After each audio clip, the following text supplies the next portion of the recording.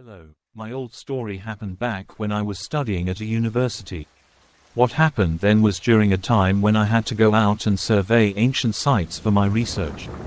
And yes, that field trip led me and my friends to encounter a mysterious event that we will never forget. Anyway, let me get started on the story. My story goes back more than 10 years. At that time, I was studying in a faculty related to archaeology, where we had to survey ancient artifacts and study them scientifically to learn and analyze past history for future studies. After studying for a while, I found myself truly enjoying it, even though I had enrolled by chance. I really grew to love it and wanted to work and continue my studies in this field. Then, as I progressed through my studies, there was one course near graduation where the professor assigned us to form groups of 3 to work on a project. We had to go out into the field to survey real data for further analysis and produce a written report. After the groups were formed, I teamed up with my close friends, Pond, G, and me, 3 of us in total. After discussing, we agreed to go to a province in the north, bordering the northeastern region. It was a province rich in history and with ancient sites perfect for our studies. When the day arrived, the 3 of us made an appointment, booked bus tickets, and traveled together. Upon arrival, being students with limited funds, and all of us being guys, we planned to grab a bite to eat and find a cheap rental house or a small room. Just enough to stay in, since we had to be there for almost half a month and didn't want to spend too much. That morning, after being on the bus all night, we arrived and started exploring. Luckily, we stumbled upon a source of information while walking around, so we decided to work first and then look for a rental house later in the morning. But it turned out that we got engrossed in our work and found a real, live source, so we ended up talking from morning, surveying, and collecting samples until the evening. As a result, by around 5 p.m. that day, we still didn't have a room, any accommodation, and no idea where to sleep. "Excuse me, sir, are there any rental houses or rooms around here? Something not too expensive, because we don't have much money. Could you recommend somewhere? It's hard to find around here. It's not a tourist area, and it's also dangerous. If I were to suggest something, you boys should take a car and sleep in the city." After talking to the man who had been our source of information, he advised us against staying there because it was dangerous and accommodation was scarce. But we had to stay. Our work and research required us to be in this area. Going back to the city and taking the train wouldn't be feasible. So, one of my friends asked him, "Sir, if that's the case, could we sleep in that house?" My friend pointed to an old wooden house. "Sir, could we sleep in that house? Do you know the owner? Could I get their number? I'll call and talk to the owner myself."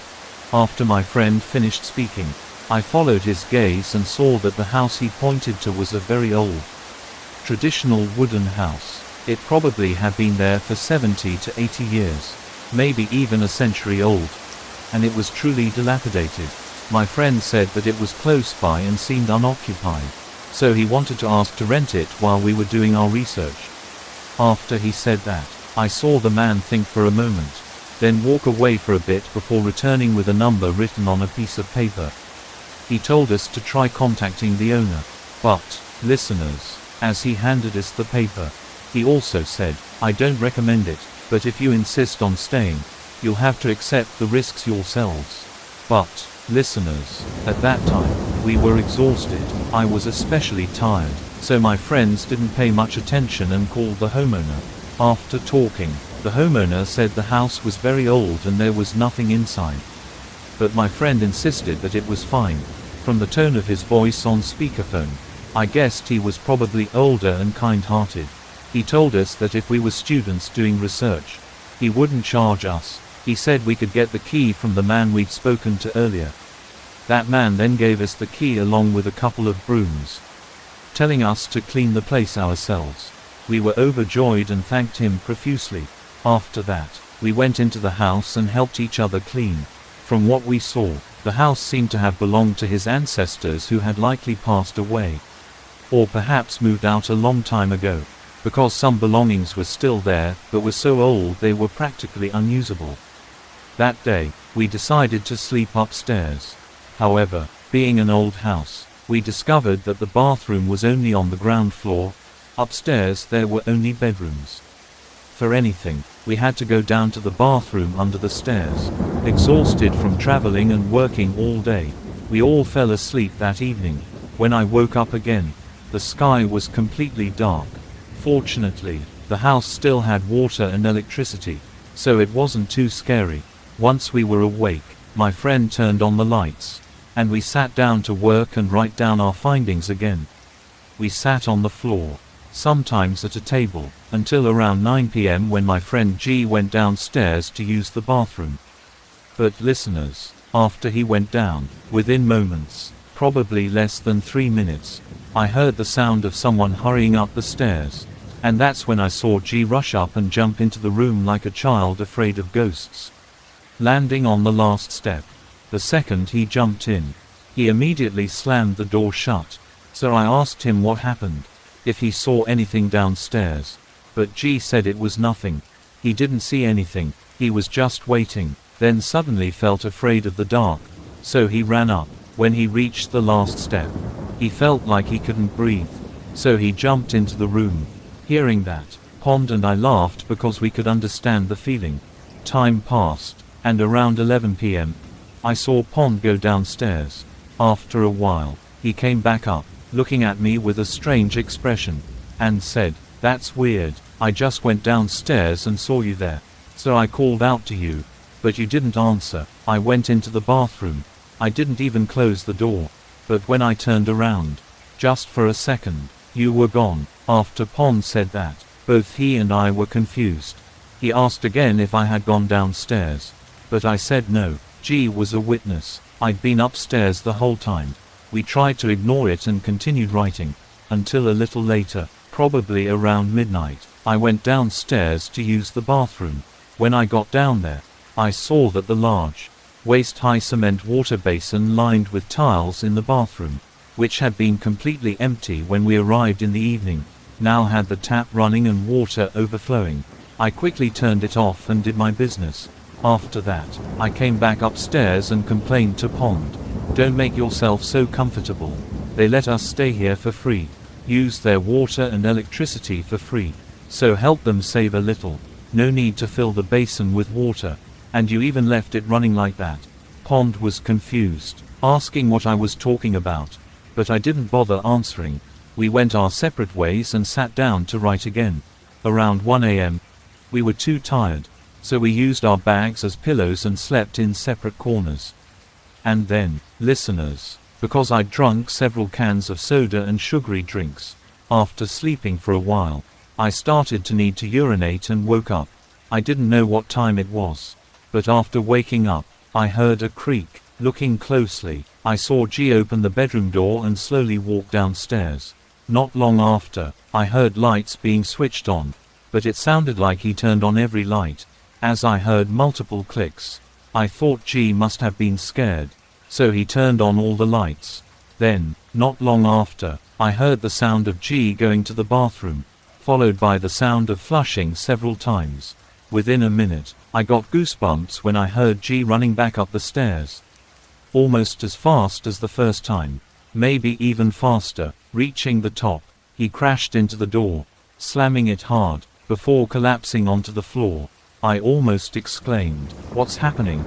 but tried not to think too much and decided I wouldn't go down to urinate. I would hold it until morning. While I was still awake, I saw Pond slowly go downstairs as well, but Pond's manner was normal. He quietly went down, did his business, and came back up, as befitting his composed personality. This time, however, Pond didn't close the door.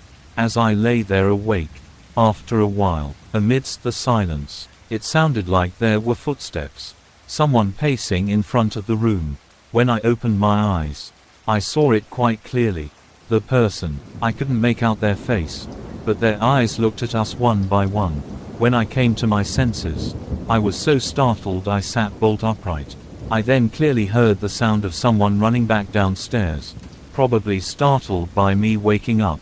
I immediately thought it must be a thief, afraid of losing my belongings. and worried that I hadn't locked the house properly and the owner would be angry. I slowly went down and peeked over the edge of the stairs. But listeners, after I looked down from upstairs, my blood ran cold. I thought the person must have been so startled they ran out of the house. But what I saw was that in the small downstairs hall, there were 5 people. It shocked me, and I thought we were in trouble, maybe tricked by the homeowner, or perhaps robbers were about to attack us. But as I looked down, trying to focus, trying to see them clearly, I realized that 3 of the 5 people, all men, were kneeling on the floor with their hands clasped behind their heads. Their faces bowed. The other 2, one, about 40 years old, stood with his arms crossed, a weapon tucked into his waistband. The other, a man around 70, seemed to be the leader. He wore a palm leaf hat and held a cane, standing in front of the 3 kneeling men. I was completely bewildered, not knowing what was happening. I thought about calling the police. But just then, listeners, believe it or not, what I saw was that 2 of the 3 kneeling men, the one on the far left, was G, and the one in the middle was Pond. Both my friends. I thought I was going crazy with fear, but I had to help my friends. Do something, but I was completely paralyzed, almost holding my breath, when I saw the 3rd kneeling person, a man with dyed blonde hair and a blind eye. It was me. I must have blacked out. I don't know what happened, or if I was dreaming.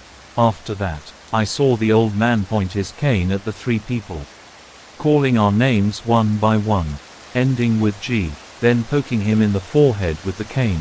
And just like that, I saw G slowly stand up, his eyes wide open, before walking into the bathroom. I was terrified, thinking that none of them were human, but something supernatural, spirits showing me something. I decided to try to get back into the room, close the door, and lie back down where I was. At that moment, I tried to sleep, but I was shaking uncontrollably. I was about to turn around and wake my friends up. But then, listeners, I don't know what happened or how it happened. As soon as I opened my eyes from seeing my friends sleeping, I found myself kneeling on the bathroom floor, while Pond's head was submerged in the basin, choking on water. I pulled him out, while G was submerged up to his waist, only his legs sticking out. He was still, no longer breathing. I panicked, doing everything frantically, pulling G out and performing CPR on him. Pond was choking on water. In the end, listeners, because I didn't know how to do it properly, I was just messing around. The CPR was unsuccessful, and G died. After that, unable to do anything else, I ran out of the house to ask the villagers for help. With all the commotion, they came out to see what was happening and helped call the police and an ambulance. But that's it, listeners. In the end, G died in the basin, having just graduated not long before. When talking to the officers, they asked what we were doing and how we got into that house. I told them my story, briefly explaining that we were there for fieldwork, working on a project for our professor, but we didn't have a place to stay, so we asked to rent the house. The owner let us stay for free. A man gave us the key, so we went in. After a while, the police went to find the homeowner, who lived nearby. When he arrived, we saw that the homeowner was only a few years older than us. He came with his mother. He told us that the house used to belong to his great-grandfather and was unoccupied, so he kept it locked and never allowed anyone to enter.